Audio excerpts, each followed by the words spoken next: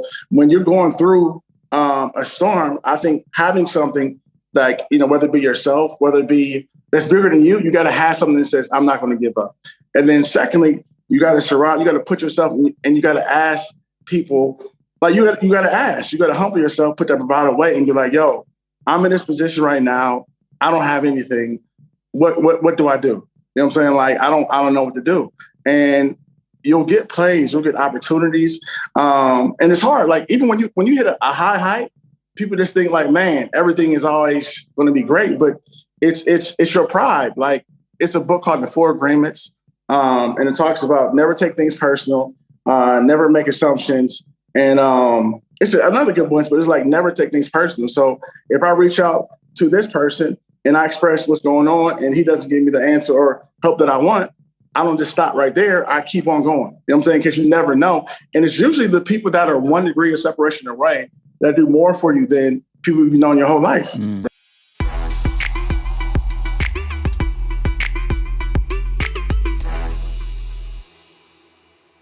Peace, family. Will Roundtree here on the Full-Time CEO podcast, The Shit They Don't Tell You, where I get to interview influential individuals, businessmen, businesswomen, entrepreneurs, moguls, legends, and everything in between. And today I'm excited because I get to interview not only a good friend of mine, a brother of mine, but somebody who I think is just an extremely dope individual. Had an opportunity to meet this young man a few years ago. Was in Houston, Texas, and he came out to my event. We got a chance to build, and not only did we get a chance to build, we actually got to talk offline. Because it's one thing when you go to an event and you're amongst a lot of lights, glitz, glamour, testosterone, all of that. Sometimes it's hard to meet the authentic individual, and so once we got a chance to actually talk offline. We got to building. He had a fundraiser he was putting together. And after only meeting him that day, he didn't even have to tell me what it was about. I just donated because I felt the energy. I saw what he was doing out there in this community. And I just loved, everything that he stood for, not only as a man, but just someone as a stand-up individual and human being. I love the fact that, he's a dad's. He's a son's dad. They call it girl's dad, but he's a son's dad because he does so much with his son and not only just being a father and raising him, but he's really instilling things in him that we don't get an opportunity to see up close because for whatever reason that may be. And it reminded me so much of my relationship with my son. And so I'm going to go ahead and just stamp legend. We're going to stamp mogul. He got a lot of dope stuff going on. He's done some tremendous things in the business world, from everything from NFTs to Bitcoin to the medical industry. We're going to talk about all that. So I'm going to introduce my good friend, my brother, the up-and-coming legend, Robert, a.k.a. Rob Coates. What's going on, man? What's good, man? Glad to be here with you, man. Glad to be building, as usual. Man, look, I know they said that it's sunny out in Miami where you're at, but once you start putting on all that ice, it got brighter. So hey, he lighting up half of Miami, y'all. If you haven't seen Rob's Instagram, that'll motivate you. If you sleeping on somebody's couch, go watch Rob's Instagram. It'll motivate you to get your ass up and go put in some work, man. What's going on with you, Rob? Man, just blessed, man. Blessed to be here. Blessed to be talking to you, man. Just really, I posted something today about like floods. Because everybody's checking, like, yo, are you okay with the flood? Not the flood, but the hurricane. And it's like when you've been in a hurricane and you got everything destroyed, you appreciate life. You appreciate things a little differently. You know what I'm saying? So I'm like, as long as you got breath, because I've had everything wiped away. You know what I'm saying? Like everything. I can talk about, I've actually been in it. You know what I'm saying? So I'm just grateful. And I was like, man, should I be subtle or should I be me? You know what I'm saying? So I'm being me. No, definitely, man. And we're going to get into some of your story and journey because, as you and I developed our relationship, just some of the things you've shared with me, man, it would have taken anybody out mentally, but you just always persevered. And I know that's why you are blessed to be in the situation that you're in because you never gave up. And so Now, when people see Rob, they see the high fashion, the tailored, you in third Dior suits and in the dawns and all of that stuff, but they don't know the backstory. Yeah. They don't know the journey. They don't know the losing of everything. They don't know like some of the stuff that you shared with me made my jaw drop. Just like, man, and you just kept going, and you always got a smile on your face, no matter what the temperament of what you're going through. So who is Rob Coates first? Let's start there, man. Man, who's Rob Coates? And, it's taken a lot of self-discovery and a lot of therapy to really get to the core of who Rob Coates is. But I'm a father first, like I'm a father first. That's my best title. I got one son that's 6 years old, and I'm a great friend. I think businessman and all those other things come, but like, I'm just a person that, I'm extremely humble. You wouldn't know that unless we had conversations. You really know me like that. But like, I don't really, I've had so many L's, like I don't really care about material things, but I know that this is what gets, the younger viewers, like, cause they need somebody to look up to, you know what I'm saying? So that's where I really do it. But in general, man, I'm a person that's searching, you know what I'm saying? Trying to go after purpose and keep my focus on things that's good and, all that stuff like that too. But I slip. I have a lot of mistakes. I have a lot of L's too at the same time. So I always want to remain just transparent because everything like glitters ain't gold. You know what I'm saying? So I would say I'm still becoming who I'm going to truly be. But I'm grateful for everything I have and where I am now and to be alive. Man, let's touch a little bit about on that therapy part, because I think that's something that we don't necessarily do enough research to see if it's beneficial for us. And and it's easy to say, oh, go to therapy. And it may not be for everybody, and that's cool. But that's something that you saw fit that was a part of helping you grow and become, and a part of your journey is something that I utilize and that I've been leveraging for the past 3 years. And I often tell people, like, therapy has helped me just find peace within. It's not necessarily because you need to be fixed. It's not because but it helps you to find peace to deal with certain situations and scenarios, because like you mentioned, people see the lifestyle, they see the traveling, but they don't understand what we go through mentally, the dynamics of dealing with different personalities and relationships. We got our personal life, we got our business life, then we got our social life, we got our brand life, and all of those things. What was it that was like, you know what? Therapy is something that I want to dive into. I got a good friend named King J. Barnett, who's an amazing therapist, amazing friend. And we were both going through a trial. I was going through a painful divorce. I was going through this losing my house to Hurricane Harvey.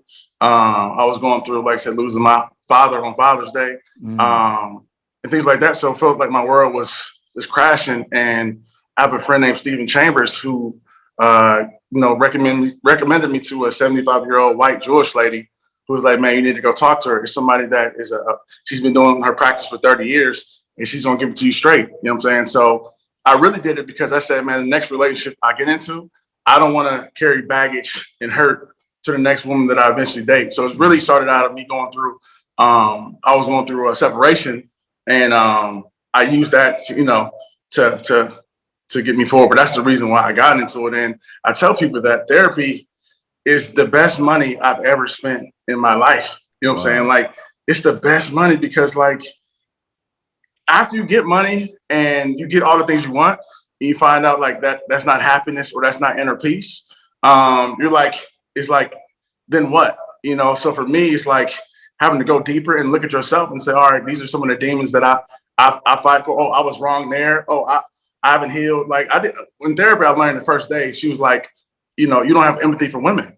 And I'm thinking, like, I've always been a nice guy. I've always been charismatic and things like that. But I had to go and dig deep and find out, all right, what experiences hurt me where I don't feel like women care? Because I would date women and I would do all these things, but I never felt, the love from my mother like I wish I would have had. I didn't really get hugs and all those things. I didn't get a lot of validation growing up. So I've always did things to, I always felt like success would make my family and people love me more. So gifts was, all right, if I can just take care of everybody, I'm good. But, when I lose everything, or who am I then? You know what I'm saying? So for me, it took a whole lot, man, and just having to forgive myself, forgive the experiences. And like I learned from Wayne Dyer, he says, when you change the way you look at things, the things you look at change.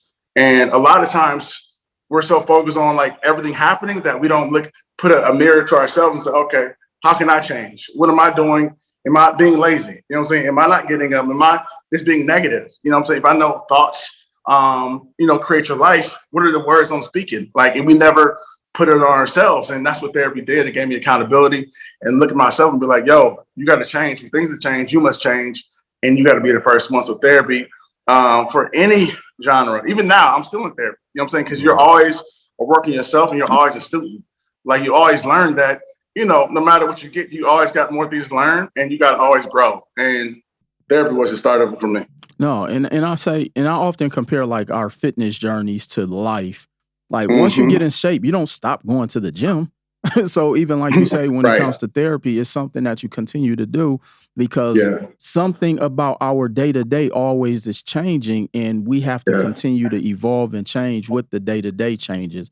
And I think this is a dialogue that especially us as not only just Black men, but people who are, just going through life. It can be whatever your journey and path is, normalizing it's okay to talk to somebody. And again, it may not necessarily be labeled a therapist, but we can't always resort to just talking to, the people closest to us who are only going to tell you what you want to hear.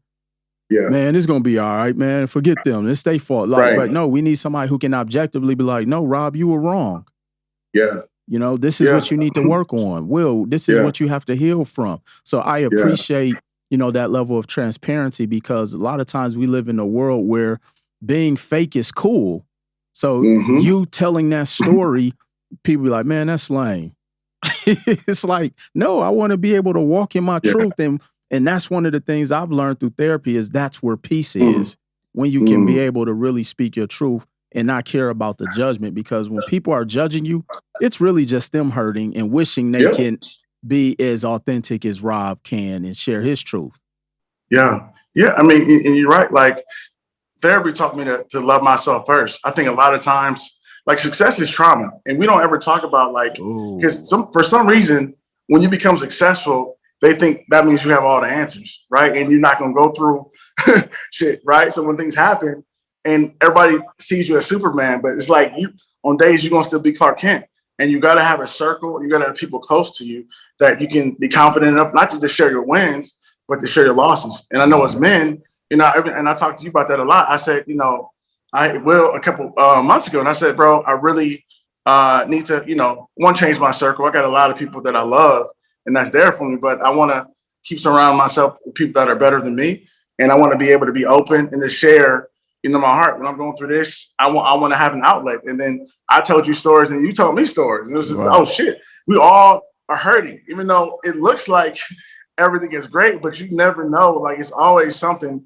that no matter what, you're fighting for, what I'm saying? And just having an outlet to be safe. And as men, we don't do that as far like as well as women do. You know what I'm saying? So I always want to be a catalyst to be like, yo, man, like you're gonna have lots of L's, you know what I'm saying? It's gonna happen. But when this happens, like this is how you deal with it. And I think with social media, a lot of everything is like get money. But all right, what happens when that shit stops, when it dries up, when you got to make a pivot, when, you're lost, when somebody dies, you know what I'm saying? Like, last month, I had a friend visiting me in Miami, like I said, great friend of mine, and literally like called me, hey, I'll be there in 5 minutes. I got the Sprinter. Let's celebrate life. And that was the last call that, we ever had. I woke up the next day, a friend of mine saying he got killed by a drunk driver. You know what I'm saying? So it's like, that's trauma. Like, how do you deal with, okay, you know what I'm saying? This person was on the way to see me. I'm supposed to be in that Sprinter.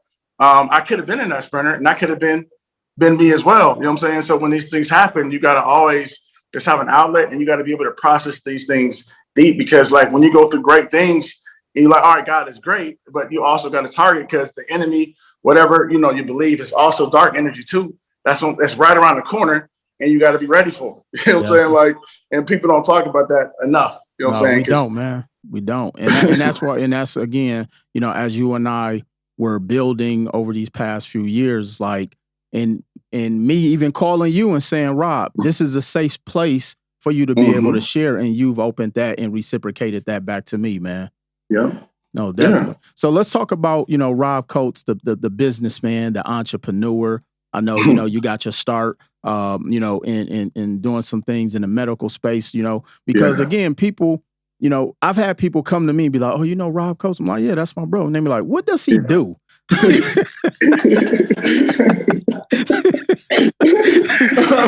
Like what does he do? Like so can you please let the people know so they can stop hitting me up, Rob? Man, what's funny, man, is I always get that. And so at 10 years old, I became an entrepreneur. I remember asking my father for money for the offering basket, right? Because my mother was a minister, my dad was a deacon. We was in church 7 days a week. And he would always be like, I ain't got it, Doc. So at 10, I was like, I'm not asking my dad for money ever again. And I started a candy store. My mom was my first investor. And I learned with the candy store that I could pay my friends to be there in candy while I was still playing. So I was like, oh, I can delegate. Like, I can still do what I want and have fun and still make money. I was like, that's what started the entrepreneurship journey. And at age 12, I started cutting hair. Once again, I got 5 siblings. We lived in a, 2-bedroom house. It was 7 of us, including my parents. I didn't have a bedroom until I was in the 10th grade. But I always known that I was supposed to be wealthy. I've always knew it. You know what I'm saying? I've always talked like it, because I knew it was going to happen, but I just never knew when. In my 20s, I got involved in multi-level marketing. And I did multi-level marketing from 20 to 30, right? I did it for 10 years straight. I wrote some books in between then. And then when I moved to Houston, I actually moved there to do Organo Gold with David Emanitier. I got involved in something called compound pharmacy. A friend of mine called me and said, yo, is this product coming out? As long as you can get doctors, to, write these scripts to this pharmacy, the pharmacy will then pay you a big percentage. And I did that, not knowing anything, but knowing how to connect. I was 2012.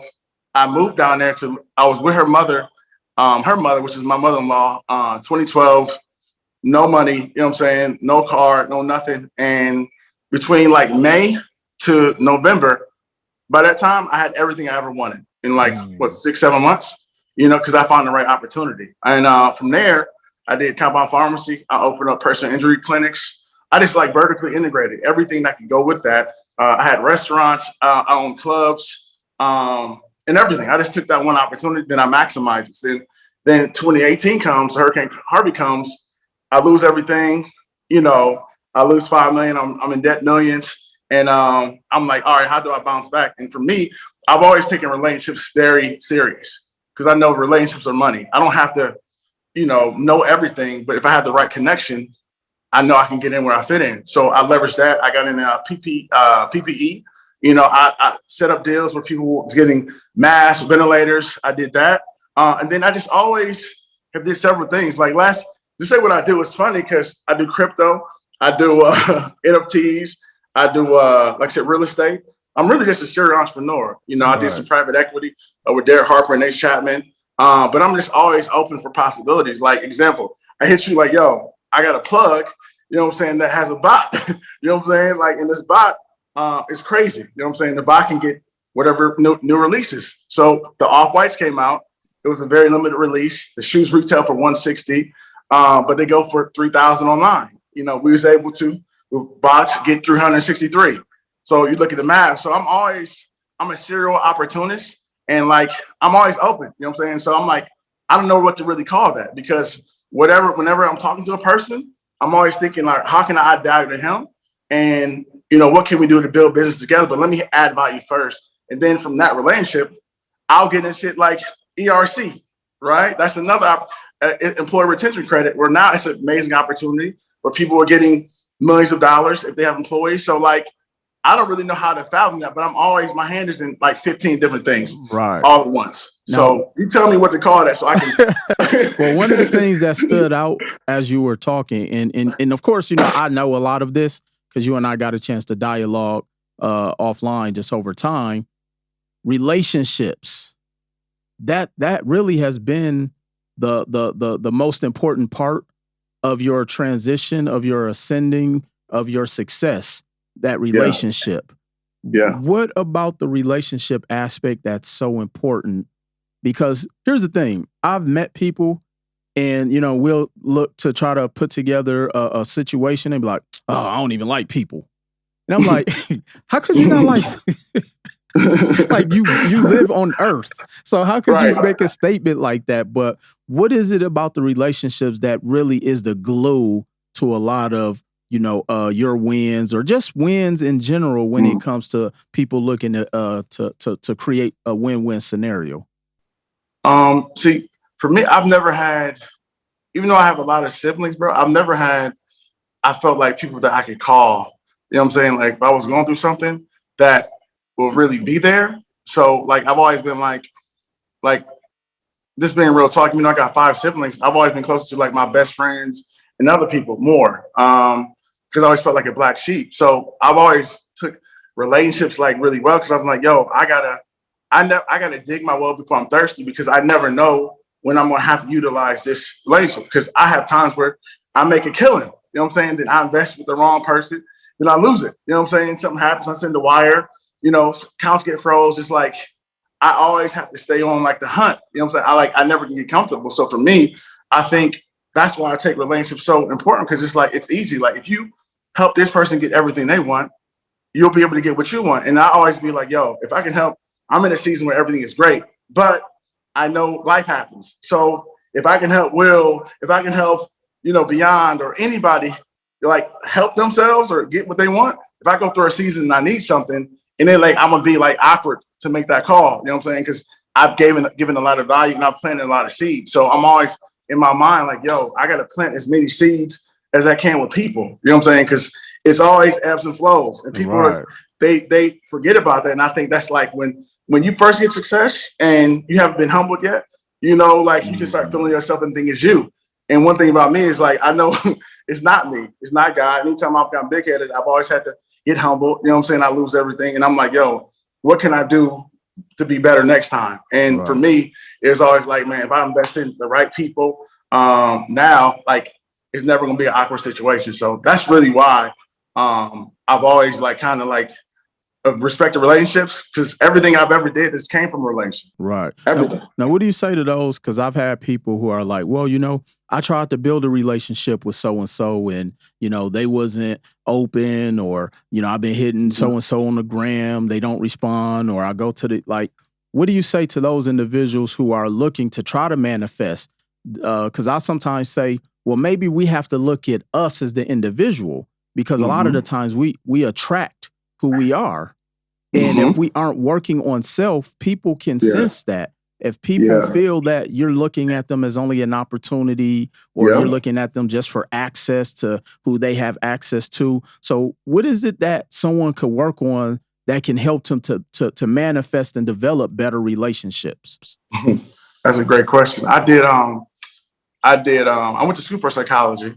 So I've always been interested in like why people do what they do and think what they think. And then in my 20s, I had something called Network Your Life, where I would like do networking events and I would get like big speakers to come out and I would have jazz. I'll make it really sexy. And I would put people in a position just to win, like where they exchange information, opportunities and things like that. So I did that for 2 years.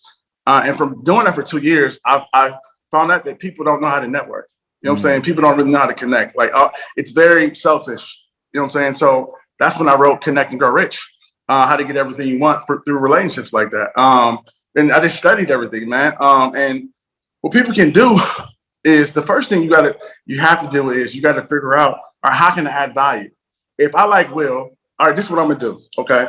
And this is free stuff you can do. All right. I'm gonna like every single one of Will's posts, right? I'm gonna engage, right?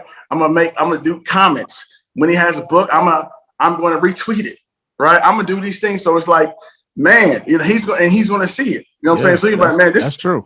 This person really rocked with me. I did that all the time. You know what I'm saying? I always like people's stuff. I always make a comment, and that's free, right? So then if somebody has an event, I'm like, yo, let me blast this to my audience, right? How can I add value? So about time I make a relationship with somebody, it's like we've known each other for a long time because I've invested a lot emotionally, into people's emotional bank account. And I think you just got to find something that people really care about then you just got to add value to it first. Like you have to, it can't be like because with social media, everything feels fake, like you're saying. So when you come across somebody that's different and that's genuine, you want to attach yourself to that. And that's what I've always did. I know that people want to be around winners, one. And if I'm not in a position to win, how can I serve? Right. So it goes from not what can I get, but what can I give? Right. And I know I got to be a servant first. And if I serve, if I can say, hey, you got an event coming into to Houston. Hey, can I just be there to set up? Can I help you find a venue? When you get from the airport, can I pick you up? You know what I'm saying? I'm going to do things like that, right? To build that relationship where it's like, damn, you know what I'm saying? Because, hey, you're going to need something to eat. You're going to need to connect. Hey, matter of fact, you got a flight. I got a flight connect. You got XYZ. Like, I'm always adding value. You know what I'm saying? So when you change your mindset, like I said, when you change the way you look at things, the things you look at change, you got to change from, all right, what does everybody do? Everybody's trying to get mentored by Will. Everybody, you know what I'm saying? Everybody's trying to do credit. All right, so how can I become an asset to Will where he's going to need me or he wants to be around me?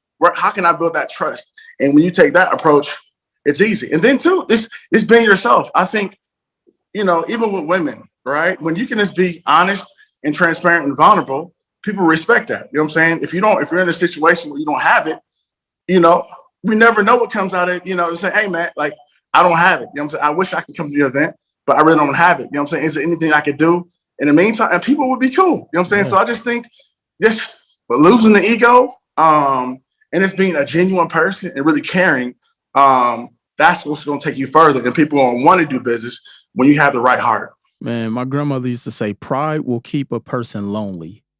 Mm-hmm. And I think what you've broken down was really the epitome of we got to put our pride aside. Be like, man, I ain't about to repost this stuff. Man, I ain't about to do this. I ain't about, like, when we get so like macho that it's just like bro, like, why are you so tough? Right. and like once we get over that bravado, and I think that's the correct terminology. Yeah. And to your point, when I was out on the road a lot, even before you and I got to the point where we are now, you would always, post my stuff, retweet, put the fire emojis, I would do the same. And it really is something that simple because, as you said, we pay attention to that. Yeah. Because people really don't, as much as big of a figure that you may be or whatever platform I have, you don't have like what's called that super fan, but people who go above and beyond or put a little bit of extra effort and just showing, hey, I'm here to support you. I don't want nothing in return. I've had scenarios where I've seen that and I'm like, you know what? I remember you posted that you were going through something. Come to my event for free. Hey, let me send you my book. Hey, jump on one of my calls that's normally a paid call at no cost. And that's just how we reciprocate. And like you say, none of those things cost money. No. None of them. And that's how you build those relationships. Yeah, like how we connected, right? We met, you know what I'm saying? We was out at a club, you know what I'm saying? I knew you, I watched your videos, you know what I'm saying? And I was like, yo, what's going on? I'm like, yo, let's do this. Hey, I got you. You know what I'm saying? Like, yo, it's, I just added value first. It was chill. I didn't want anything from you, but I was like, man, how can I really serve? You know what I'm saying? And when people do that, it's amazing, how far you can get when you come in an attitude as being a servant leader. Definitely, and like you said, and losing bravado. Yeah, that bravado, man. And that kills more deals, all that stuff, man. So let's talk about some of the L's, Rob, because people can say, man, y'all just talking about all of the good stuff. Yeah.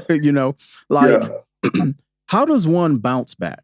Because we hear the stories. Big Sean had the song Bounce Back, and very few people share their lowlights. Everybody shares the highlights. We all share the wins, but we also know that we have a human element of, we go through things. And so what is it that helped Rob out that could help someone who probably can't get over that hump because they've experienced those losses and they don't know how to deal with it? Yeah. It's one, I got so many, I don't know where to start. I've been homeless. I've been, I've been asked out. Like the thing I would say for me, when something like catastrophic happens, even like last month, the things I was telling you about, I know that I have, a son that I can't ever give up for. So it's got to be something bigger than you that you're like, all right, I'm going to continue fighting. Even if everything looks terrible, I got somebody that's behind me that's looking up to me right? Like, yo, this is my father. You know what I'm saying? So I'm going to do everything I can to win. And when I would say the biggest, when I lost the most money, when I was going around, I think in 2018, that's when I lost everything. And the divorce, even though my parents had passed, the divorce is probably one of the hardest things I was dealing with, because, when somebody dies, your parents die, it's like a hole in your heart that never gets filled again. Okay. And for me, it was like my son who start putting the pieces back. And my son is the first person I feel like I ever got unconditional love for. So, when my father passed, I had a love coach, and the love coach was like, I want you to take 3 things that your father did that you love, and I want you to take 3 things that you wish your father gave you and give it to your son. And that for me was like, man, even though my dad was very consistent, my parents was married my whole life. I never had talks with my dad. Like we never did things. You know what I'm saying? Like we never really hung out. We didn't really have that bond. So when you see me with my son, I give my son all the affection in the world. I give my son, he's around me all the time, every meeting, because kids spell love, T-I-M-E, time. They don't really care about, like my son loves Roblox, but other than that, like he just want to be around me. And that's what kids are going to remember. So when you're going through a storm, I think having something like, whether it be yourself, whether it be that's bigger than you got to have something that says, I'm not going to give up. And then secondly, you got to put yourself and you got to ask people, like you got to humble yourself, put that bravado away and be like, yo, I'm in this position right now. I don't have anything. What do I do? You know what I'm saying? Like, I don't know what to do. And you'll get plays, you'll get opportunities. And it's hard. Like even when you hit a high height, people just think like, man, everything is always going to be great, but it's your pride. Like it's a book called The 4 Agreements. And it talks about never take things personal, never make assumptions.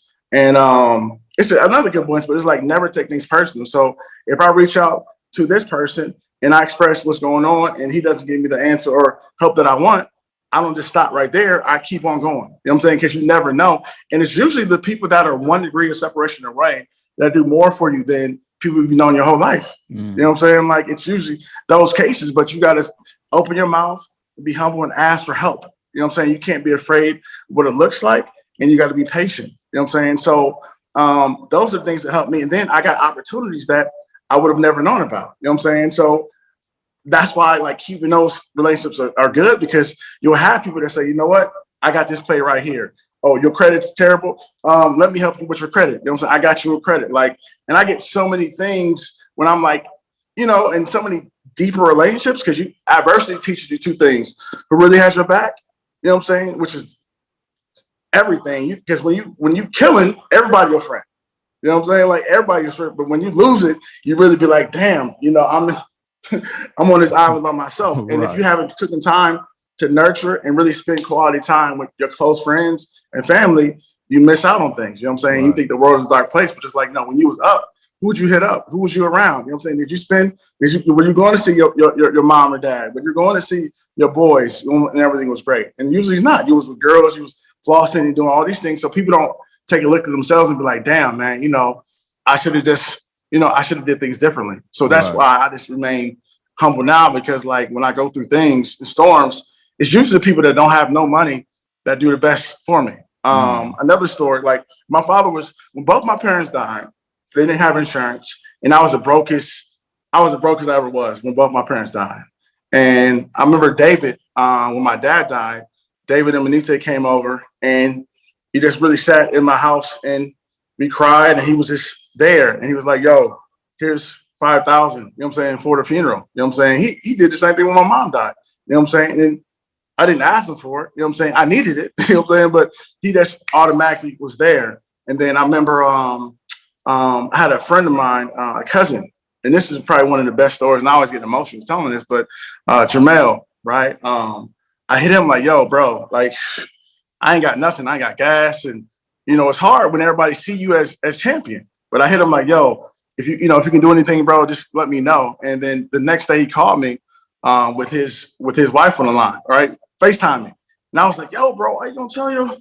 Why you telling you? You know what I'm saying? So he was like, so she got on the line. She was like, Terrell, one, we just appreciate you for being open And we know these times don't come. It may not ever come back, but we would love to be there, for you anywhere we can.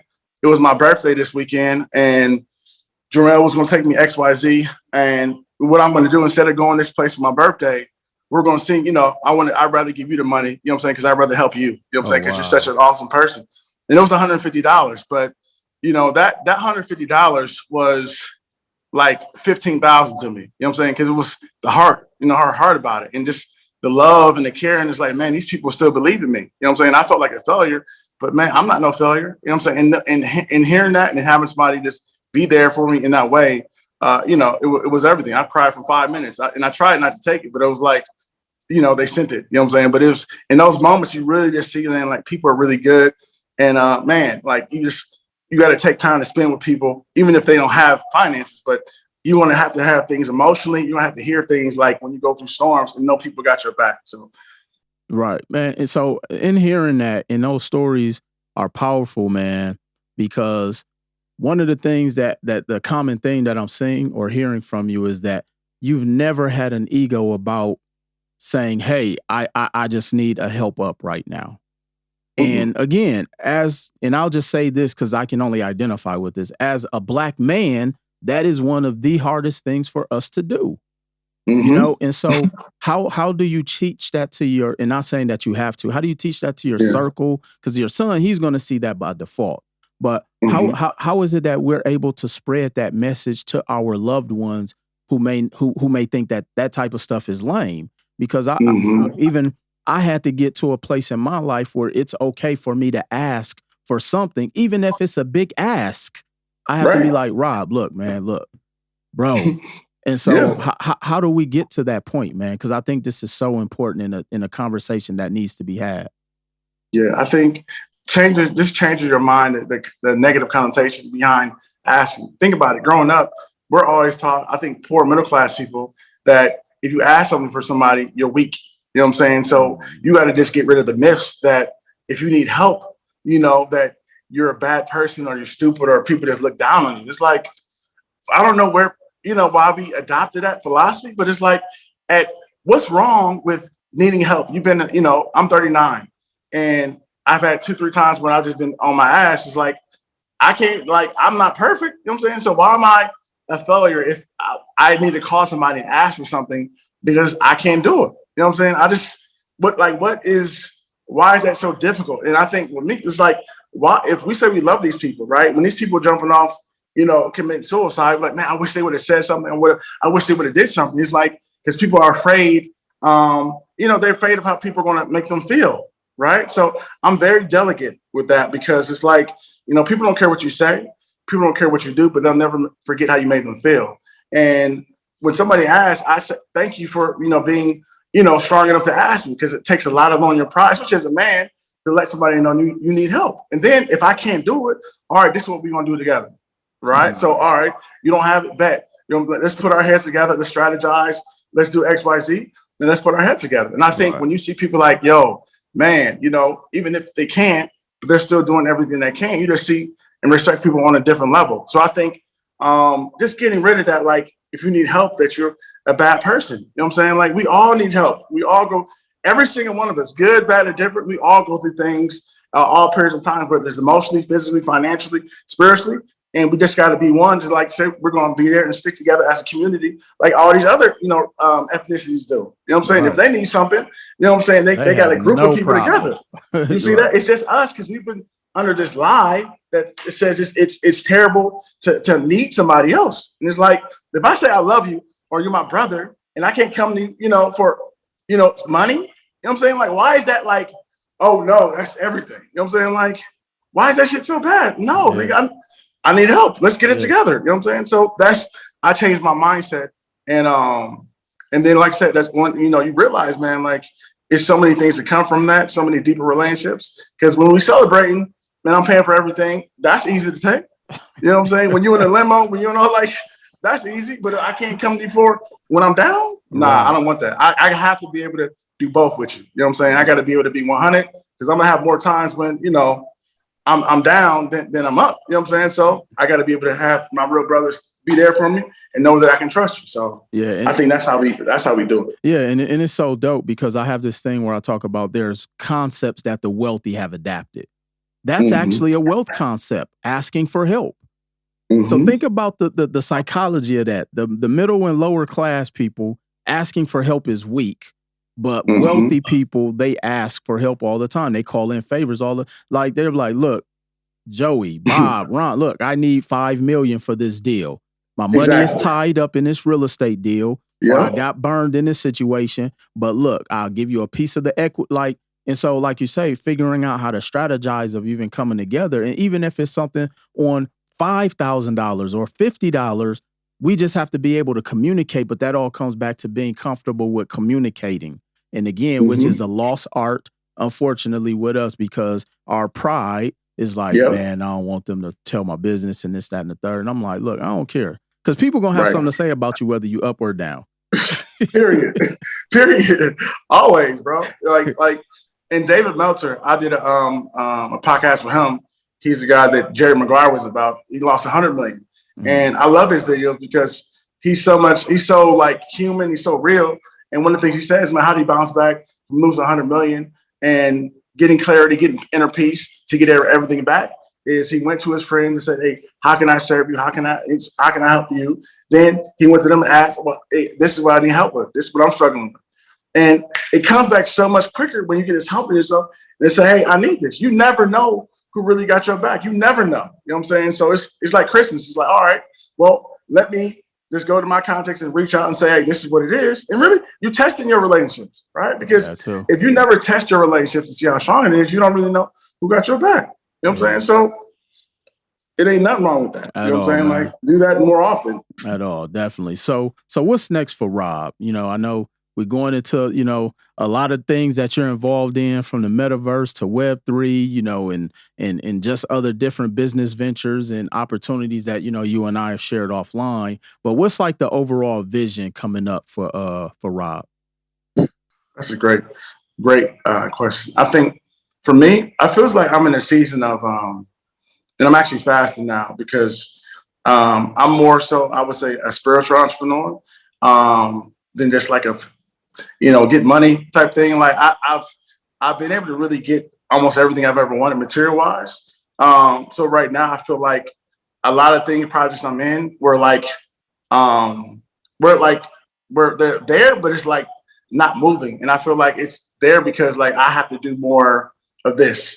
I know so much, and on my Instagram, all I've shown for the last 2-3 years is lifestyle shit. You know what I'm saying? Like nobody even know what I do. You know what I'm saying? Nobody even heard me. Like, and I got that from, I was around Geo, which is like P. Diddy's videographer. And he's like, bro, Rob, you need to show more lifestyle stuff. So when I did that, I went from 2,000 to 500,000. But it's like, now, okay, you have this audience, you know, how can you serve them? You know what I'm saying? Like, what can you, it's not about you. And I think that's where, like, all right, I'm like, okay, I don't feel like things are going to be released, you know, because I got so much in there. And so I can be like, okay, what can I really do for people? You know what I'm saying? Because you go through tests and hurricanes and trials for other people. And I feel like I haven't did that enough. So for me, I think purpose is what I'm focused on. And like I said, doing more things like this, helping our community, helping more Black men, helping everybody. But like, really, I have a heart for us, because I don't feel like we have, you know, enough voices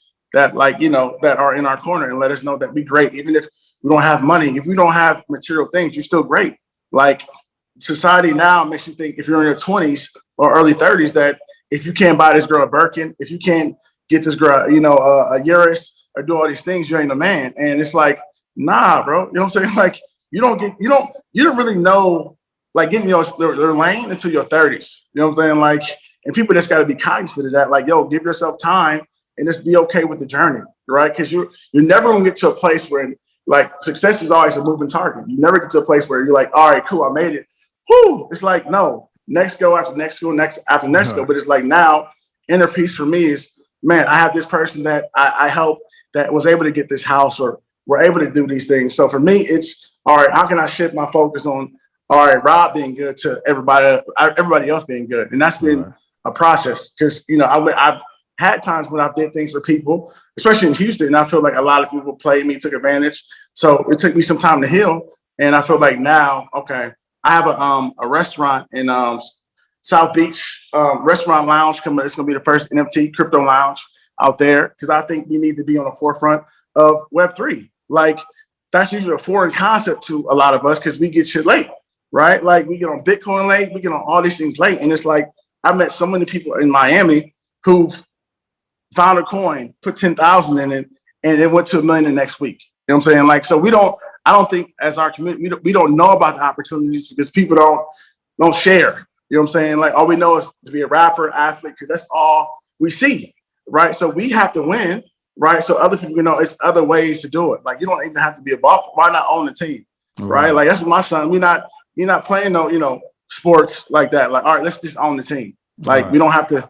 Let's just own it. You know what I'm saying? Everything. Let's own this city. You know what I'm saying? Like, so we're on that ownership now, and just making sure my son is.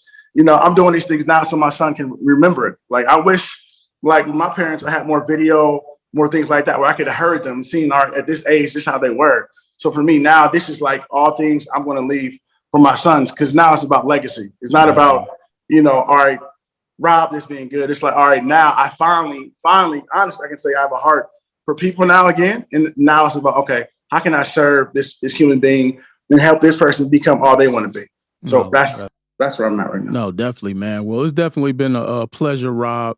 You just sharing your story, man.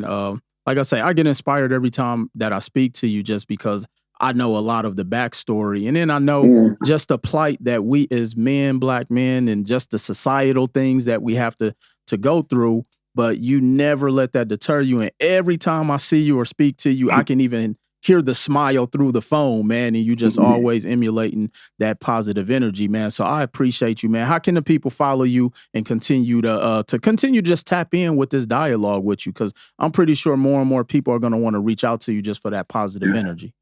Yeah, I think, one, have you on Instagram. It's at Rob Coates, COATS. I got a YouTube channel as well. And like I said, I'm going to continue doing more of these. Like I said, I just got to work on being consistent and just being more consistent. But I really want to start just doing more. I think I'm going to be doing something with Zoda Goat soon, like some little tour for things like that. But I'm just about to get in the mix now, because I feel like, now it's purpose driven. It's not about the money. You know what I'm saying? It's not about that. You know what I'm saying? I know how to do that very well. It's about the people. So from this, and also I would tell people just follow you, because I'm going to be right there in your hip as well. You know what I'm saying? Right. So wherever you see Will at, you know what I'm saying? You're going to see me too. You know what I'm saying? So make sure you like, subscribe. And once again, man, just give people their flowers now. Like, don't wait till it's too late. You know what I'm saying? Because you really, you never know, you know what I'm saying, about, how long you have with people. So in closing, I would just say, man, just know that you're exactly where you need to be. Just breathe. Like, even if you're in a place where you don't want to be, take that time to appreciate it, because you're going to come out. You know what I'm saying? It's a season, just like the hurricane going on right now. It's going to pass, right? And when it passes, they're going to be in position, and you're going to be looking back one day and be like, man, I remember when I was there. And you're going to have a different level of gratitude. So be at peace, chase inner peace, chase loving yourself, chase working on yourself and being a better human being. And always know that people are looking at you. Even if you don't know, you got people looking up to you every step of the way. So make sure your actions, your heart, your intentions are good, and blessings is always going to find you. Hey, as I often say, man, pain is temporary. Pain is temporary. So y'all heard it from the man himself, the man, the myth, the legend, Robert, aka Rob Coates, man. Again, we appreciate you. I appreciate everyone who tuned in to this episode of the Full-Time CEO podcast, the shit they don't tell you. Where, look, I told you, I interview dope individuals. You never know where the dialogue is going to take us, but more importantly, it's always going to be a path of greatness, talking about redemption and just talking about how to be a champion. But it all starts up here with the mental first. So make sure you like, subscribe, share, comment, all that dope stuff. And until then, I'll see you at the top. Peace.